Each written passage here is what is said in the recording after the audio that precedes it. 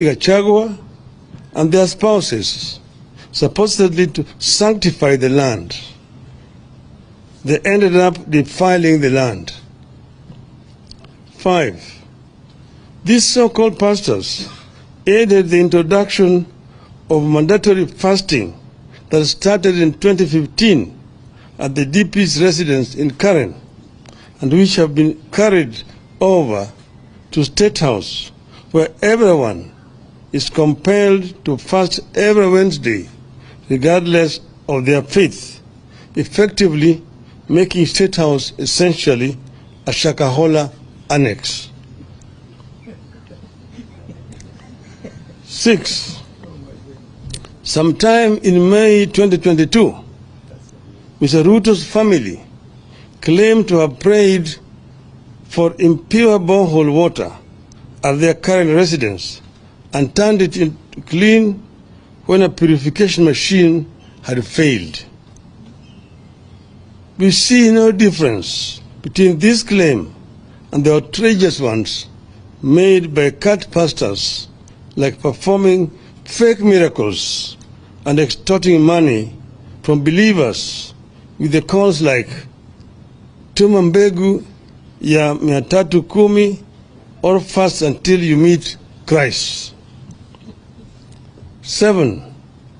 The cult leaders are behind the decision by Ruto to establish a faith diplomacy office where he has gone ahead to provide a list of 100 members to be recruited into Public Service Commission as intercessors, supposedly to pray for counties and the government.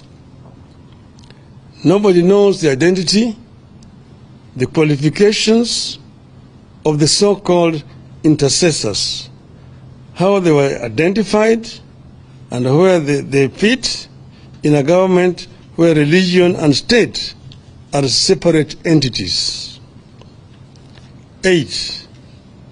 Ruto is the leader of the cult movement disguised as Christianity in Kenya.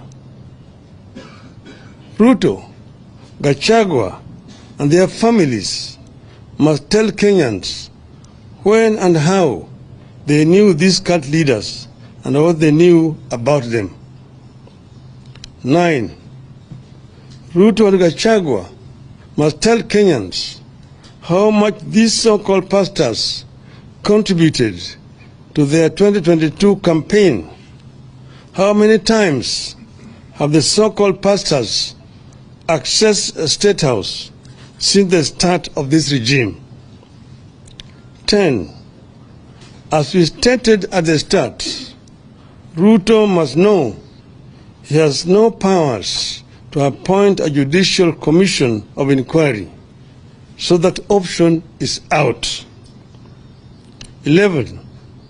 We are all aware that judicial commissions of inquiry have been the tool of choice whenever the government has something to hide, like you believe Ruto does now. 12. Parliament must swing into action